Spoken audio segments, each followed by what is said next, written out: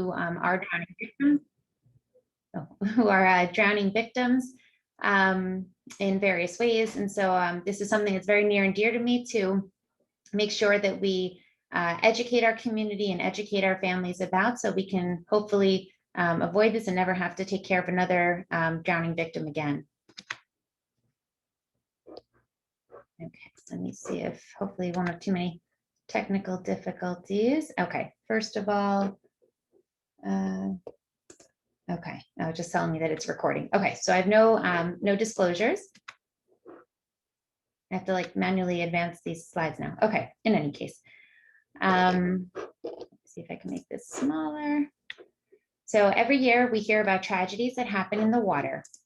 These can be devastating, as in an instant, it can lead to loss of life or to significant life-altering changes for the person involved in the drowning, their families, and their communities. The most devastating aspect of drownings is that they're preventable and often happen quickly and frequently or silently. We know that in a matter of just a couple of minutes, a person can drown or experience a drowning, and if they survive from the drowning, they can have devastating, irreversible long-term neurological outcomes. Florida remains the state with the highest incidence of drowning in the entire country. And we know that during the COVID stay-at-home order that we saw actually a spike in the number of drownings here in South Florida. It's for this reason that we really must understand drowning, and more importantly, drowning prevention. We know that drowning remains the leading cause of death for children ages 1 to 4 years, and that there's an average of 356 fatal drownings annually due to poor access, unsupervised access to the water, or to mishaps that occur around the water among children 0 to 14 years old. Although we like to think that drowning would never happen to us, it can happen to us. It can happen to anyone, it can impact everyone, and it's really important that we all take drowning prevention seriously. Toddlers are curious by nature. They're eager to explore their environment and their surroundings. They're especially attracted to water. For the most part, water is fun for them. Water ripples, it splashes, it makes things float. They associate it with fun. What they don't understand, however, is that water can be extremely dangerous as well, and that they may not be old enough yet to appreciate or understand what to do if they find themselves in trouble in the water. It's therefore of utmost importance that we teach water safety and implement strategies for drowning prevention whenever possible. In the US, there are approximately 10 fatal drownings per day. That's for all comers. As I mentioned, it's about 1 per day for children, and 5 to 10 times this many ER visits for non-fatal drownings. 23% of drownings occur during a gathering in a pool. Children less than 1 year of age are more susceptible to drowning at home, with the majority of those drownings occurring in pools or hot tubs. Older children, on the other hand, are more susceptible to drowning in open water, such as lakes, ponds, and beaches. We know that nearly 70% of all drownings among toddlers less than 4 years of age happen during non-swim times, and that unsupervised access to water accounts for the majority of drownings and is therefore the biggest drowning threat. It has been shown that children of parents with no or low swimming skills or competence have a much higher likelihood themselves of not being proficient swimmers, thereby increasing their risk of drowning. It's important, therefore, that we not only teach our children how to swim, but we engage the entire family, and that we ourselves become competent and proficient swimmers if we're not. As we discussed, unsupervised access to water poses the greatest risk for drowning. It's therefore of utmost importance that a child is never left unattended in or around any body of water. This includes pools, bathtubs, even a shallow kiddie pool or a large bucket that has water in it, not even for a few seconds. Of particular importance is when you're in a large gathering, that there's somebody who's designated to actually watch the people who are in the pool, watch the children and the other adults that are in the pool. This person can be designated as the water watcher. If you go on Google and you just search for water watchers, you'll find numerous sites where you can download free information about being a water watcher. You can get access to tags, badges, IDs, necklaces, things of that sort that can be made available, so that when somebody is the water watcher, they take a pledge to make sure to avoid all distractions, to watch the people who are in the water, and to remain solely engaged in that process. When their turn is up, they then can hand off this badge, this necklace, whatever form of identification you provide to the next water watcher. And therefore, everybody that's around in the pool knows that this person is obligated to watch the people that are in the water and not to be distracted by poolside chat, by any other sort of things that are occurring poolside. The American Academy of Pediatrics, or the AAP, advocates for formal swim instructions because they know that swimming is the most valuable skill when preventing drowning. Data has shown that children over 1 year of age may be at lower risk of drowning if they've had formal swim instruction. However, there's not clear evidence that this has been beneficial for children less than 1 year of age. Therefore, they support formal swim lessons for children between the ages of 1 to 4 years. 5 basic water survival skills that should be taught to any child who's starting to go into the water is to learn how to come to the surface if they go into water that's in over their head. Additionally, they should be able to turn around in the water and identify how to exit the pool and orient themselves to safety. Ideally, children should learn how to float or tread water, and also should be able to combine breathing and forward movement in the water. The decision to enroll a child in swim lessons really is dependent on the child's developmental readiness and their exposure to water. It should never be viewed that learning how to swim is the equivalent of drown-proofing your child. We know that even skilled swimmers can still drown. Children should be taught that they should never swim alone. They should always have a buddy with them, and ideally there should be somebody who's watching them anytime they're in or near a body of water. Oftentimes we see kids who have these floaty devices and swimming aids thinking, well, they're protected, they're not going to drown because they have a floating device. It should be noted that this can actually give a false sense of swim security, and that these are really not a replacement for a US Coast Guard approved life jacket. You want to make sure to read all posted signs and safety rules and warnings. You want to make sure to only swim in designated areas and never run around a pool or engage in horseplay around a pool. Additionally, children need to be taught to never chew gum or eat while swimming or playing in or around the water, as this may increase their risk of drowning. You want to make sure to check the weather prior to swimming and avoid ever swimming in a storm. And avoid the twos. You don't want to get too tired, too cold, be too far from safety, exposed to too much sun, or experience too much strenuous activity. If swimming is becoming tiresome, or if you're not able to continue in the pool, it's important that they know to take a rest. You don't want to overestimate swim abilities. People often ask, when is it safe for a baby to go into the water? At what age? We know that babies are very sensitive to temperatures. They shouldn't be in very warm water, such as in a hot tub, and they also shouldn't be exposed to very cold water. Babies have a very high ratio of skin surface area to body weight and are not able to thermoregulate or regulate their body temperature as effectively as adults. They're very sensitive to temperature changes and can become very cold in cool water very quickly. You want to make sure that a small baby is not kept in the water for longer than 10 minutes. And ideally, any child less than 1 year of age shouldn't be in the pool for longer than 30 minutes. When they get out of the pool, it's important not only to bathe them to get the chlorine and chemicals off of their skin, but also to wrap your baby in a warm blanket or a towel immediately. Babies have sensitive skin and underdeveloped immune systems until at least 2 months of age. It's important, therefore, when you're introducing a baby into the water that you take this into consideration. Although saltwater pools do have lower chlorine content than traditional pools, they're not chemical-free, and precautions should continue to be maintained. Babies should still have a bath in order to wash off any chemicals when they come out of the water. We know that babies that are younger than 6 months of age also should not be in direct sunlight, and that you should limit sun exposure during the hottest hours of the day. That's from 10 a.m. to 4 p.m. You should try to stay in the shade with the baby whenever possible. And if you're going to be in the sun and going to be in the water, make sure to use hats with neck flaps, SPF sun protected clothing, and to apply sunscreen at least every 2 hours to a baby. People also ask, when is it safe to submerge a baby's face under the water? We know that infants may naturally hold their breath under the water on some occasions, but they are susceptible to swallowing water and to choking, just as older children are. You never want to force their face underwater. This may lead them to have fear of the water and to have mistrust. This should be a gradual process that's slow and gentle and following the baby's cues. You want to be patient, help the child to feel happy and feel like being in the water is a fun experience. You can condition your baby to going under the water by counting to 3 and taking a big breath. Something that they can learn to recognize means that then they should do the same thing before they get submerged underwater when the time comes for it.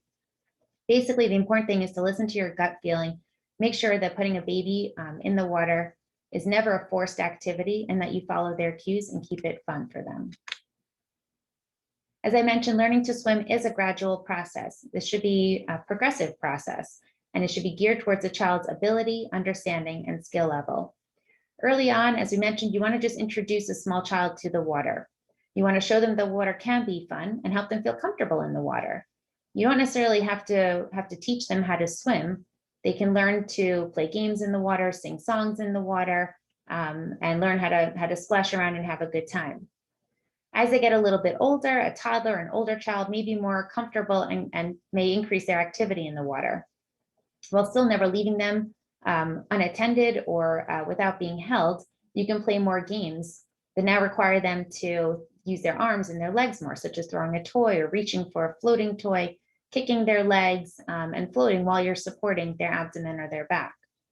You can also show them how to blow bubbles into the water so they can feel comfortable getting their face wet without the risk of swallowing water.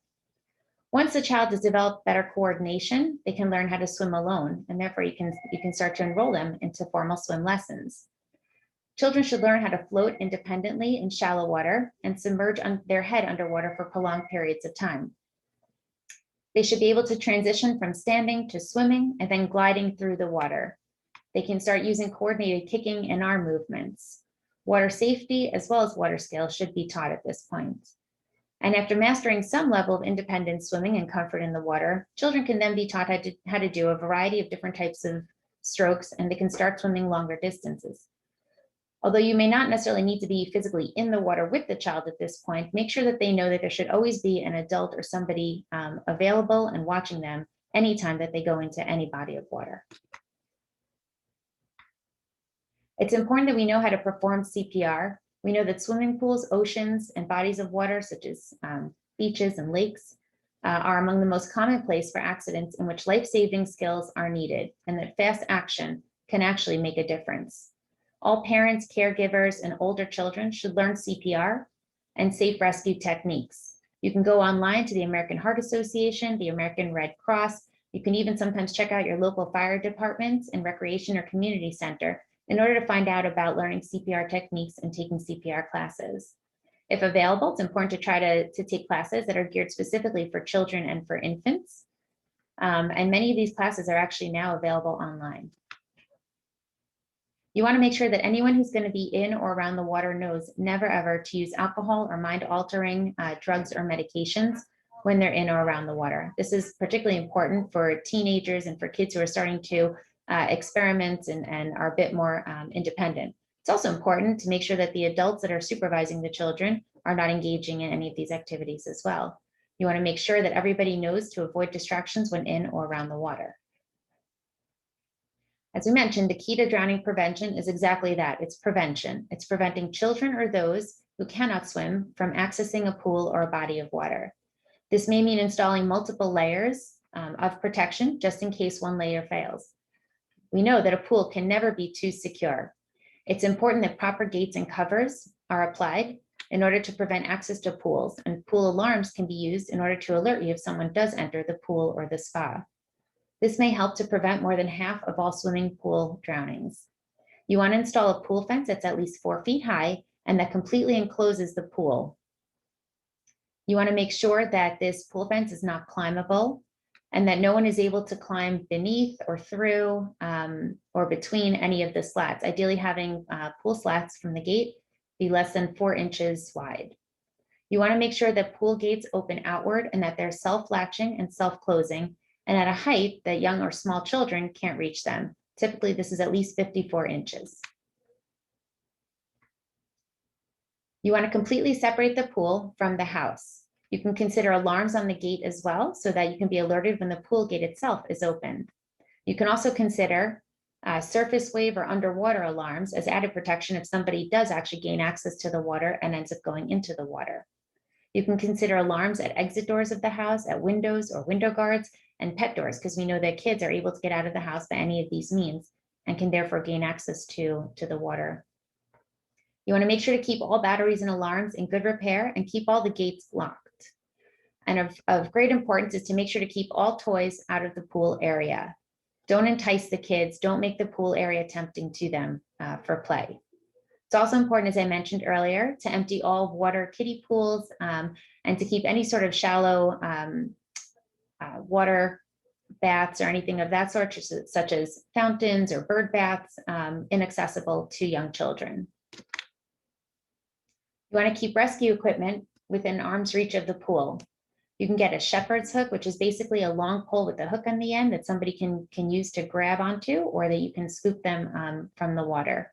And this should be kept poolside along with a life preserver. There also should always be a portable phone or a cell phone within reach of the pool. In 2008, there was a law that was passed that was named after the 9-year-old granddaughter of former Secretary of State James A. Baker.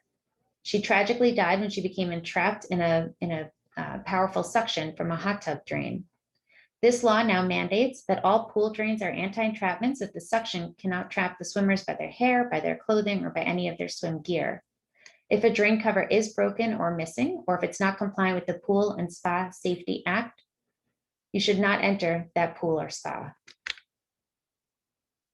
We know that most child drownings inside the home occur in bathtubs, and more than half of these bathtub deaths involve children under the age of 1 year. The AAP, or the American Academy of Pediatrics, advocates for touch supervision, which basically means that the supervising adult should always be within arm's length of the child at all times if the child is in the water. You want to keep towels and bath supplies within reach so that you can keep a hand on the child and not have to leave their side. If you do have to leave their side for any reason, it's important that you bring the child with you. This is of particular importance when using supportive infant tubs or bath seats. People oftentimes have false security that the child is in the bathtub and in the bath seat and that they're going to be safe. But we know that these infant bath seats can tip over and that young children can drown in just a few inches of water. As an aside, you also want to make sure to avoid scald burns for babies and therefore set the hot water temperature, hot water heater in your house to less than 120 degrees Fahrenheit. You want to protect your child from bathroom and household water hazards. Babies can topple into toilet bowls, into shallow pools of water, and may be unable to get themselves out. You can apply toilet lids and install safety latches or locks onto all toilet seat lids to decrease the risk that this will happen to a baby. It's important, as I mentioned before, to always empty any bathtub as soon as bathtub is over. Don't leave any standing water available.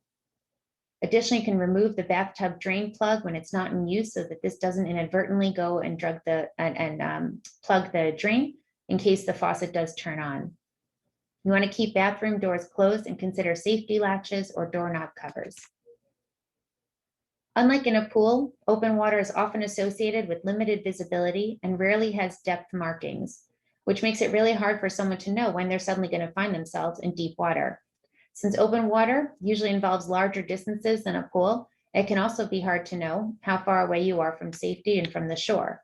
It's important, therefore, that anyone who's going into open water be told never, never to swim alone. Always make sure to have a swim buddy with you and always have somebody nearby who can help in the setting of an emergency and can call for help. You want to make sure that people are taught to enter feet first and wade in slowly. It can be difficult to see rocks and uneven surfaces and sudden drops in open water. Open water can also be fast moving and unpredictable with strong currents present. Before allowing kids to swim in open water, you want to make sure that they know how to deal with crashing waves and how to escape a riptide or a strong current. They should be taught to swim parallel to the shore until they clear the currents.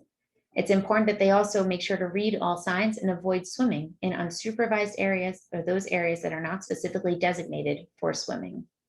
It's also important that they know that open water is not temperature controlled and that it's typically colder than pool water. If they jump into it without awareness of this or without proper clothing, this may lead to shock, to panic, and ultimately to drowning as well. When speaking with teens about going into the water, it's important that they know to choose a safe place to swim and to recognize hidden obstacles and rip currents. Also, again, we need to emphasize to them never to go into the water after drinking alcohol or taking mind-altering substances, and never to swim alone. If someone is going to go into the open water, it's important that they have a properly fitting US Coast Guard approved life jacket that's appropriate for their weight and also for the water activity. You want to make sure that all straps and buckles and zippers are fastened and that there's a snug fit. You can check the fit by lifting up on the shoulders of the life jacket. And if this hits the child's chin or ears, it's too big and needs to be resized. So the question is, what can you do now? Other than implementing some of these safety tips and techniques that I just talked about, you can also go online. The Pool Safely website is a national public education campaign from the US Consumer Product Safety Commission. They have various outreach programs and safety material available. You can go on and take a Pool Safely pledge. This can be found both in English and in Spanish at the websites that I have listed here in the slide, where you can pledge to make water safety an important part of your practice. By doing so, you'll then be provided access to additional safety material. On their website and other websites as well, you can download water safety apps. And it's important to engage children in learning about water safety and pool safety. This process should be fun. It can be done also through various types of games and other types of methods to make sure that children learn and appreciate water safety and practice this whenever they're in or around the water.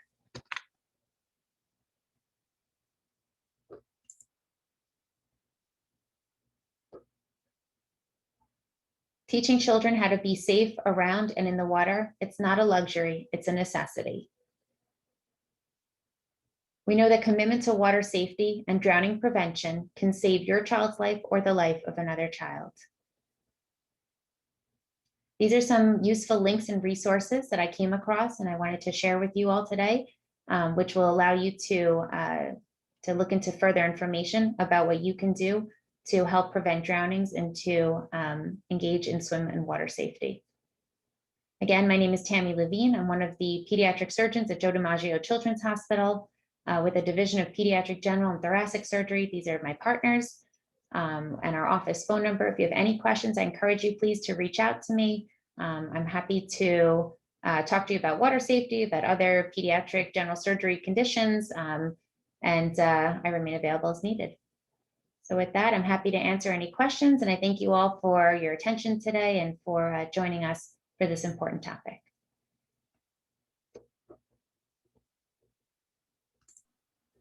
I have one question. I have two kids. One is too young. What age to start teaching swimming? My baby is about to be 7 months, and the other one's a fish at 4. So I'm scared that she's going to throw her sister in the pool because she knows how to swim so well. Yeah. So again, that's, there's a little bit of variability about when the ideal age is. I mean, ideally, children should start in some sort of formal process by the age of about 1 year. There are places that do offer swim lessons or swim instruction or Mommy and Me for kids that are 6 months, and even I've seen as young as 3 to 4 months. I think 3 to 4 months is really just it's more important about getting the child comfortable in the water, and that's when you can do some of these Mommy and Me classes and just make the water fun for the children. But usually between 6 months to 1 year, people will start to do a little bit more formal swim lessons. And at 1 year of age really is the ideal time to pursue this.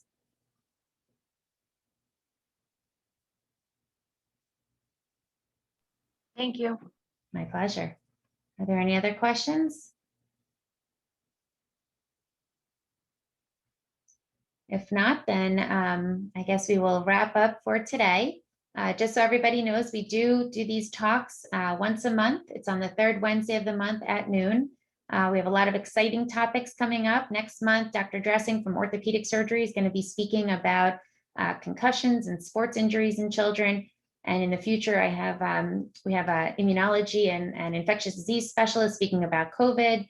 We have Dr. Ortega is going to be back later on this year, also speaking about how to deal with chronic illnesses and COVID. And we'll be speaking about a whole slew of other important safety topics. So keep an eye out for further advertisements. And if you have any suggestions, I encourage you to reach out to me. Like Dr. Levine said, the next lecture is going to be April 21st at noon.